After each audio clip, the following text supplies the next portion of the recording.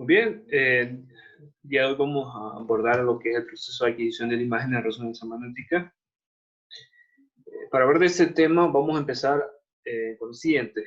Primeramente, como les había dicho en las primeras clases de resonancia, lo que hay en el cuerpo paciente son átomos o núcleos, hablemos como núcleos, que están orientados sin una dirección específica, es decir, que están orientados al azar, tal y como se muestra en esta imagen.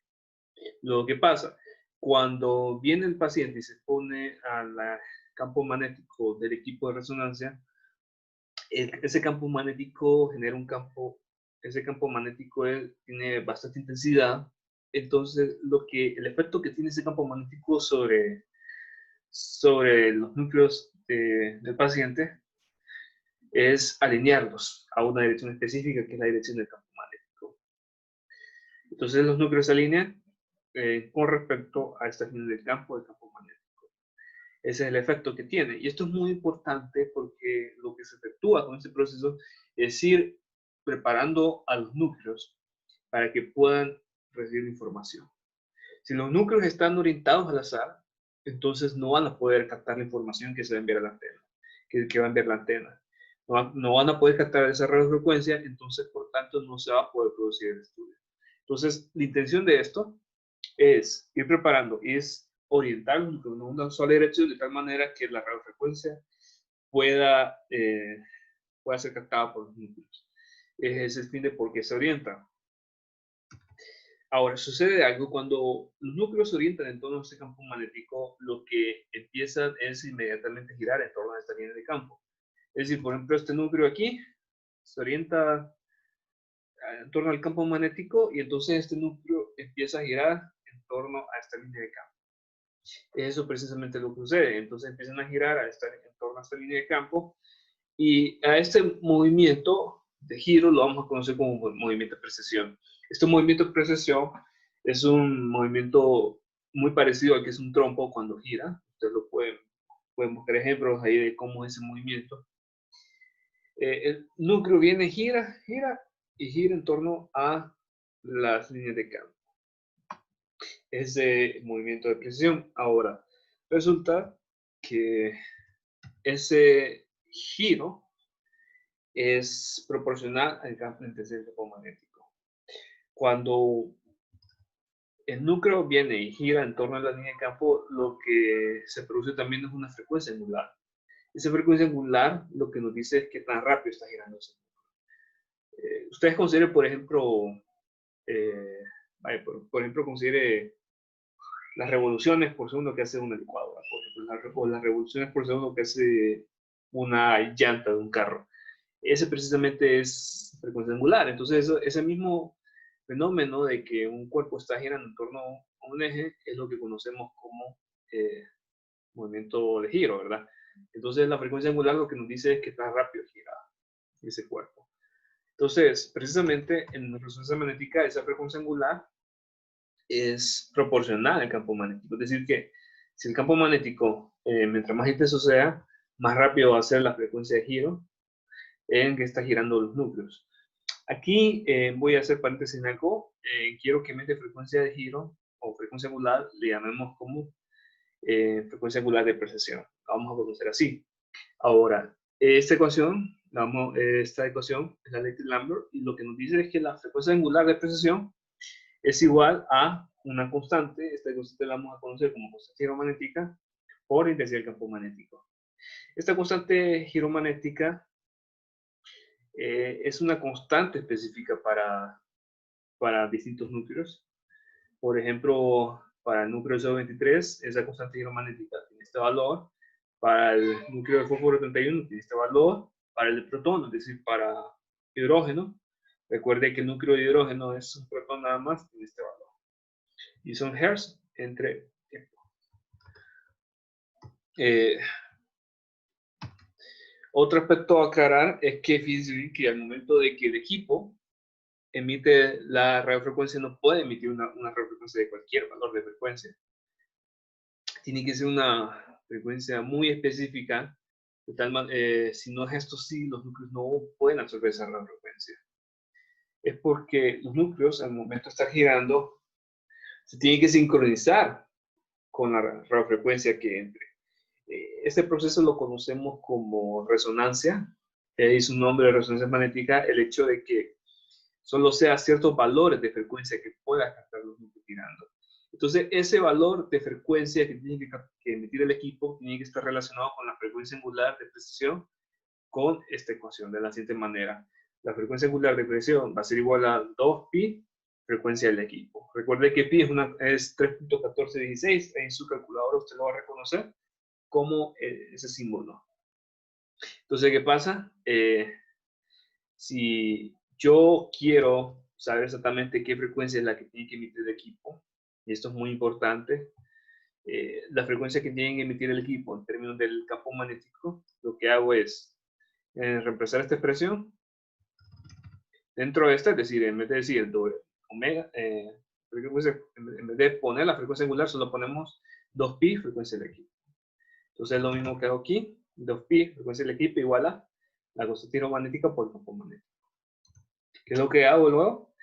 En despejo para la frecuencia del equipo. Y ahora tengo esta ecuación. Entonces, ¿qué es lo que nos indica este valor? Que podemos saber exactamente qué frecuencia exactamente el valor de la frecuencia de la onda que tiene que emitir el equipo en términos del campo magnético y a través del estudio que nosotros queremos hacer. Aquí hay un paso importante a recalcar, que el tipo de estudio que nosotros queremos hacer va a depender del tipo de núcleo que nosotros queremos obtener información. Hay ciertos tipos de estudio, por ejemplo, para hacer, por ejemplo, la constitución molecular de ciertas proteínas, en el que nosotros queremos saber la información que se obtenga del núcleo de fósforo 31, o por ejemplo, la estructura molecular de la presencia de átomos de carbono en la estructura molecular de los huesos. Nosotros queremos obtener la información del carbono 13. Aquí veamos un ejemplo, el ejemplo más común, que es para obtener las gemas T1 y T2. Nosotros lo que hacemos es obtener esa información de las gemas T1 y T2 de los núcleos de hidrógeno. Entonces veamos lo siguiente. Para obtener imágenes en T1 y T2 tomamos la información proveniente del núcleo de hidrógeno. Si el equipo de resonancia magnética IRM emite un campo magnético de 1.5 teslas, ¿qué valor de frecuencia debe de emitir las antenas de radiofrecuencia para que el estudio sea posible? Entonces, como les decía anteriormente, no puede ser cualquier valor de frecuencia que emite el equipo. Ese valor de frecuencia tiene que estar conllevado con esta ecuación. De aquí donde vamos nosotros a calcular ese valor. Entonces, observen que B sub 0 es la intensidad del campo magnético, según nuestro ejemplo, es 1.5. Y esa constante, la constante geomagnética entre 2pi, nosotros la vamos a obtener de esta tabla, precisamente. Aquí está, este mismo valor, aquí está. Observen bien que estamos hablando de núcleo de hidrógeno, es decir, es protón. Ustedes cuando escuchen núcleo de hidrógeno, asimílenlo con el protón. Entonces, esa constante va a ser 42.5781 MHz entre teslas. Simplemente, ¿qué es lo que hacemos? En esta ecuación, añadimos los datos que nosotros tenemos. La constante geomagnética entre 2pi por el tercer campo magnético 1.5 tesla. Entonces, multiplicamos esos dos datos y lo que nosotros tenemos es ya la frecuencia que va a medir el equipo. Luego, otro aspecto más grave es que es bueno saber cuánto es la frecuencia angular de presión del núcleo. Es un aspecto físico muy importante. Nosotros lo podemos saber a través de esta ecuación, precisamente frecuencia angular igual a 2pi frecuencia del equipo. Lo único que hacemos es multiplicar 2pi por la frecuencia del equipo, que es la que acabamos de calcular, este valor de aquí. Entonces, eso precisamente es lo que vamos a hacer. 2pi por la frecuencia del equipo. Esto nos va a dar este valor, 401.894 MHz. Si nosotros queremos expresar esto en vez de decir MHz a Hertz, simplemente tomamos en cuenta que 1 MHz es igual a 1 por 10 de 6 Hz. Por eso esa frecuencia angular en términos de Hz. Y como estamos ahora en la frecuencia angular de presión, es más correcto en vez de decir Hz, radianes por segundo. Simplemente es un detalle que quiero que vean, que en vez de decir Hz, expresemos radianes sobre segundos y tenemos este valor. Esta es la frecuencia angular de precisión. Otro aspecto es que cuando el equipo emite la radiofrecuencia a la frecuencia correcta, a la frecuencia indicada, van a ir los núcleos y van a absorber esa radiofrecuencia. Entonces, cuando absorban esa radiofrecuencia, el cambio que habrá en los núcleos va a ser un cambio de orientación. Observen aquí, antes de absorber la radiofrecuencia y después de absorber la radiofrecuencia, hay un cambio de orientación. A este proceso lo conocemos como proceso de excitación. Es el proceso en el cual los núcleos vienen, absorben la radiofrecuencia y como resultado cambian de orientación. A eso lo conocemos como proceso de orientación. Lo siguiente es, antes de continuar con esto, es el origen de la magnetización. Fíjense bien de que como en este ejemplo, como el efecto que tiene el campo magnético sobre una gran cantidad de núcleos es orientarlos a una sola dirección, aquí es cuando surge precisamente el concepto de magnetización. La magnetización podemos explicarla de esta manera, que es la tendencia que tienen ciertos materiales a interactuar bien con un campo magnético de un imán. Por ejemplo, materiales como el hierro o el níquel interactúan muy bien, se van a atraer hacia un imán porque tienen una alta magnetización y esta magnetización va a depender de la estructura de la composición del núcleo que tenga ese mismo material, es decir, de la orientación. Materiales como la madera o por ejemplo el plástico tienen bajo nula atracción a un campo magnético precisamente porque tienen baja magnetización. Entonces, materiales que se atraen al campo magnético tienen alta magnetización y materiales que no se atraen al campo magnético tienen baja magnetización. Es esa misma propiedad que vamos a ver aquí en resonancia magnética. En resonancia magnética la magnetización surge porque tenemos una gran cantidad de núcleos orientados hacia una misma dirección. Eso ocurre porque el campo magnético vino y orientó a todos esos núcleos en una sola dirección, como podemos ver en esta imagen. Entonces, por la dirección vamos a conocer esa magnetización como la magnetización longitudinal. Es simplemente por la dirección que ustedes pueden ver aquí, como los núcleos van orientados hacia esta dirección, surge una magnetización longitudinal que va orientada hacia esa misma dirección. Ahora, ¿qué sucede? Volviendo aquí al proceso de excitación, es decir, que los núcleos absorben esa radiofrecuencia, viene y el mismo efecto que tiene esa radiofrecuencia al ser absorbida por un núcleo, va a tener el mismo efecto sobre una gran cantidad de núcleos. Entonces, es lo mismo que pasa. Viene, y este ejemplo aquí lo que indica, esta figura aquí lo que indica es que los núcleos ya absorbieron la radiofrecuencia y cambiaron de orientación. Entonces ahora, en vez de decir hablar de una magnetización longitudinal, porque ya no está hasta esta dirección, ahora los núcleos están hacia esta dirección. Entonces ahora la vamos a conocer como magnetización transversal. Y ese cambio de orientación precisamente surgió porque esta gran cantidad de núcleos vino y absorbió la radiofrecuencia. Entonces, ¿qué pasa? Luego el equipo viene y por un momento deja de emitir la onda de radiofrecuencia. Cuando deja de emitir esa onda de radiofrecuencia, los núcleos vuelven a la orientación original que tenían antes de absorber la radiofrecuencia, es decir, esta misma orientación. Entonces, ¿qué pasa? Cuando los núcleos vuelven a su orientación que tenían antes, emiten energía.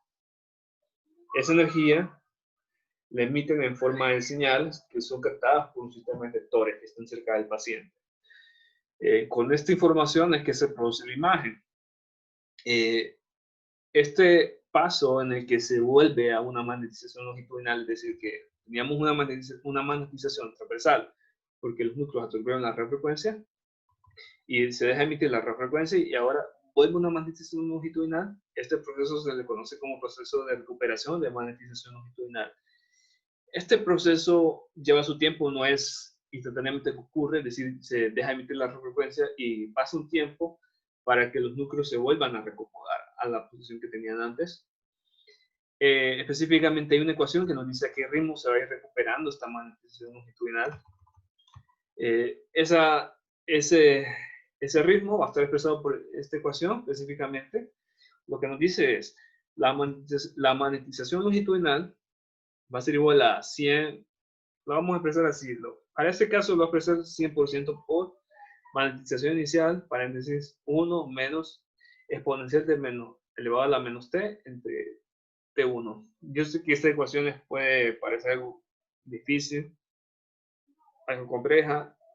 Realmente no nos vamos a detener mucho en esto, porque lo que quiero que vean es qué sucede cuando yo quiero graficar una ecuación como esta, cuando quiero mostrarla sin gráfico. Lo que tenemos es una gráfica como esta. Esto sí quiero que nosotros podamos analizar, podamos ver qué es lo que nos dice la gráfica. Esta gráfica vino precisamente a graficar esta ecuación, al tomar esta ecuación. Y lo que quiero que veamos es que la magnetización longitudinal no llega repetidamente cuando el núcleo se reacomoda, sino que pasa un tiempo. Entonces, inicialmente, los núcleos se van a reorientar rápidamente. Ustedes han escuchado ahorita en esta época, por ejemplo, cuando se habla de la tasa de crecimiento de casos por coronavirus, ustedes han escuchado un crecimiento exponencial. Ese mismo crecimiento exponencial se ve reflejado en esta gráfica. Inicialmente los núcleos se reorientan hacia la dirección longitudinal de una manera exponencial, es decir, se reorientan más rápido hacia la dirección longitudinal. Y luego llega, pasado un tiempo de 800 según este ejemplo, 800 a 1000 segundos, ya ese crecimiento se va acelerando un poco y entonces ya los núcleos están tardando un poco más en volver a su posición longitudinal. Quiero que hagamos eso porque con esto quiero introducir precisamente el concepto de tiempo T1. Ese mismo T1 que nosotros veíamos al inicio de las primeras clases de resonancia, quiero que veamos exactamente qué es el T1. Quiero que nosotros tomemos esta misma ecuación y que en vez de decir T, es decir, en vez de ponerte aquí, pongamos T1 para ver qué es lo que pasa. Entonces, en vez de decir T, pongamos solo T1 dentro de esa ecuación y fíjense bien lo que pasa. Aquí en vez de T, viene T1 y entonces tenemos T1 entre T1. ¿Qué es lo que pasa? Se cancela esto y tenemos un menos 1. Recuerda que aquí hay un menos. Entonces tenemos que la magnetización longitudinal en T1 va a ser igual a 100 por magnetización inicial, paréntesis 1 menos exponencial a la menos 1. Si ustedes corroboran en su calculadora cuánto es exponencial de menos 1, eso les va a dar 0.37. Entonces aquí lo sigo expresando. Magnetización longitudinal va a ser igual a 100 por magnetización inicial, paréntesis 1 menos 0.37. Eso nos da 0.63. Multiplico este 0.63 por 100% y esto nos da 63% de magnetización inicial. ¿Qué es lo que significa todo este rollo? Esto es lo que significa que cuando el tiempo esté 1, la magnetización longitudinal ha recuperado 63% de su valor inicial. Solo quiero que vean eso y es precisamente lo que es el tiempo T1. El tiempo T1 es el momento, es el tiempo en el que la magnetización longitudinal recupera ese 63% de su valor que tenían los núcleos antes de que cambiaran su orientación.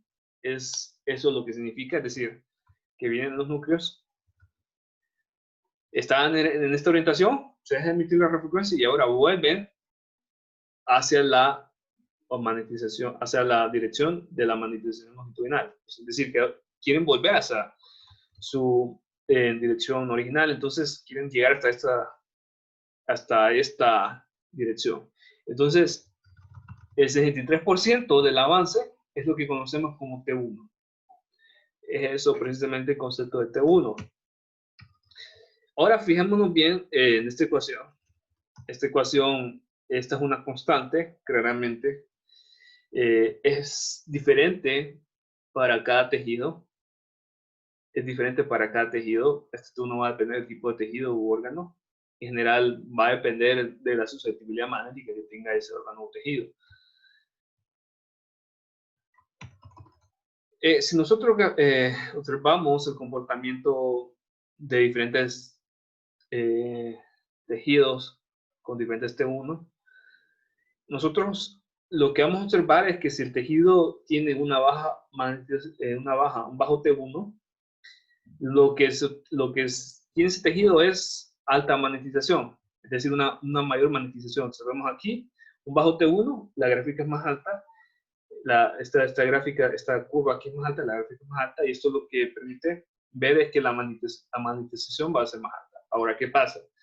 La magnetización es más alta, el órgano tejido es más susceptible al campo magnético, porque como les decía anteriormente, materiales con alta magnetización son más susceptibles al campo magnético. Entonces, ¿qué pasa? Ese órgano tejido va a aportar más información al estudio, y lo que se va a observar en la imagen va a ser una tonalidad más grande, es decir, una tonalidad hiperintensa. ¿Qué pasa cuando ese tejido tiene un alto T1?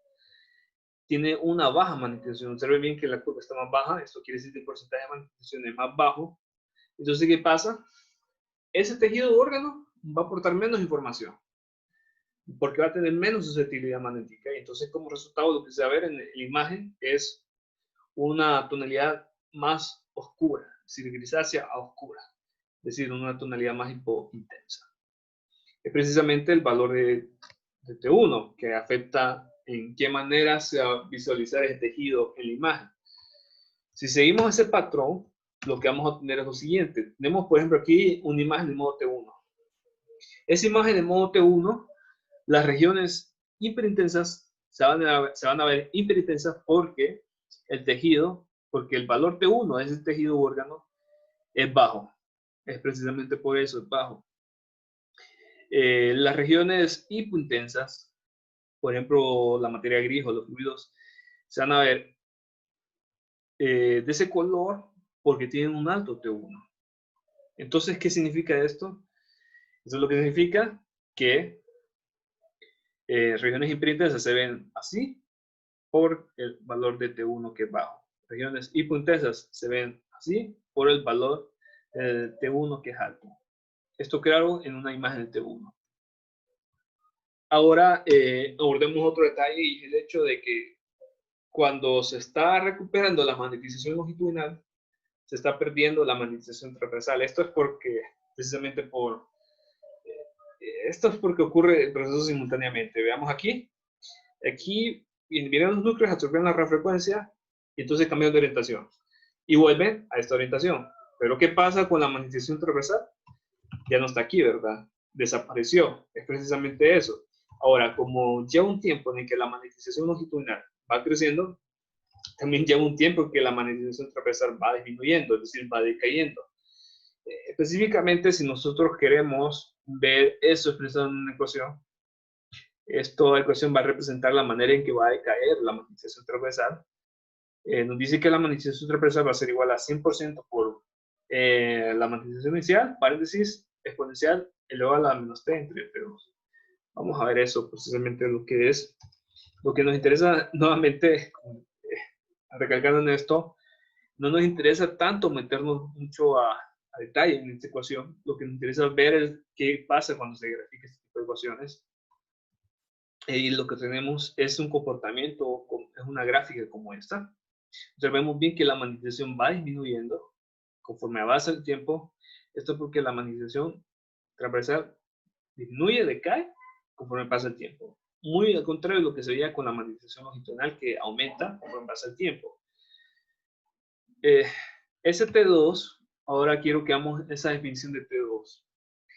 Quiero que volvamos a esta ecuación y que veamos qué sucede cuando esta T, en vez de poner una T aquí, hay una T2. Es decir, cuando el tiempo es igual a T2. Cuando el tiempo es igual a T2,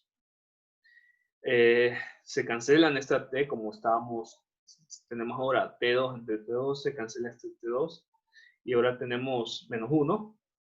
Entonces tenemos magnetización transversal igual a 100% por magnetización inicial, paréntesis E a la menos 1. Nuevamente usted puede corroborar que en su calculadora que E a la menos 1 es 0.37. Ese 0.37 lo multiplico por 100 y me da 7% M inicial. ¿Qué significa todo este embrollo?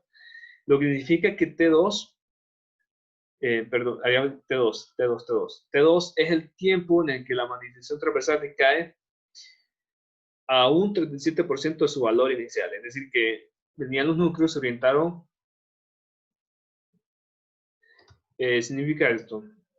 Teníamos los núcleos aquí, tenía esta orientación después de absorber la radiofrecuencia, y esto tiene cierto valor. Entonces, lo que significa es que cuando los núcleos se alejan de esa orientación, un 37% de la manera en que se han alejado es T2, precisamente. Ahora, este T2, otro aspecto a aclarar de este T2 es que T2 es diferente para el tejido. T2 va a ser diferente para distintos tejidos y órganos. Esto va a depender nuevamente de la magnetización. Fíjense bien que aquí pasa al contrario con lo que llamamos en T1. Un bajo T1. Fíjense, ok. Como les decía, que la magnetización de ese tejido va a depender del valor T2. Si la magnetización, si el T2 de ese tejido es alto, va a haber una alta magnetización de ese tejido. Como resultado, lo que se va a ver ya, lo que va a tener ese tejido es una mejor susceptibilidad y se va a ver una escala, en este caso una escala ya términos medios, en términos medios en la escala de grises. Si el T2 es bajo, va a haber una menor magnetización y como resultado no va a aportar mucha información ese tipo de tejidos. Entonces, ese mismo patrón, podemos ver en esta imagen T2. Los tejidos que tengan bajo T2 se van a ver hipointensos y los tejidos que tengan alto T1 se van a ver hiperintensos. Ahora, fíjense bien que esto es muy importante por la magnetización. Fíjense bien que aquí sucede el proceso inverso. En general, un tejido cuando tiene alto T1, tiene un bajo T2. Es ese patrón que ocurre con todos los tejidos. Tejidos que tengan alto T1 tienen un bajo T2. Fíjense bien aquí, por ejemplo, el hígado, alto T1, bajo T2. El músculo, alto T1, bajo T2. ¿Qué significa esto? Vamos a ver. Nuevamente, voy a recurrir a la gráfica de T1. Fíjense bien, alto T1, baja magnetización, aporta menos a la imagen. Pero ¿qué pasa? Alto T1. Es el mismo tejido con alto T1, en T2 va a ser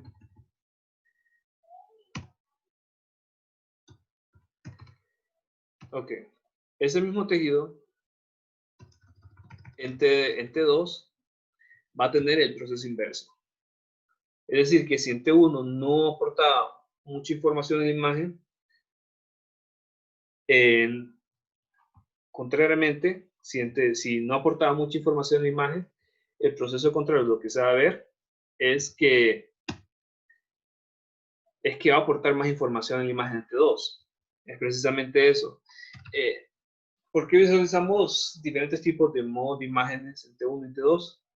Esto es porque si un tejido no aporta mucha información en T1, puede aportar más información en T2. Entonces, es por eso que se llevan a cabo ese tipo de modos de imágenes para distintos tejidos. Cuando un tejido no aporta suficiente información en T1, puede aportar más información en T2. Precisamente por el proceso inverso de orden. Es debido a eso Otro aspecto a aclarar es el tiempo TR-TE. Bueno, como ustedes lo habrán leído tal vez en el documento, y como habrán visto en los videos anteriores a esta clase, es que en estudio de resonancia conlleva varias pulsaciones de radiofrecuencia, es decir, están emitiendo constantemente varias pulsaciones de radiofrecuencia. No es solo una vez que se emite la radiofrecuencia, sino que son varias. Esto debe ser así porque a más información suministrada se está estructurando a más detalle un volumen, se está estructurando a más detalle más información, entonces se necesita emitir constantemente varias posiciones de radiofrecuencia. ¿Qué es TR entonces? TR o tiempo de repetición es el intervalo entre los pulsos de radiofrecuencia. Es eso. Si lo vemos un poco más técnico, el TR va a ser el tiempo que decae la magnetización transversal y se recupera la magnetización longitudinal. Esas son dos maneras de definir TR. El TE es el intervalo de tiempo entre los núcleos en el comienzo del proceso de relajación, es decir, cuando se empieza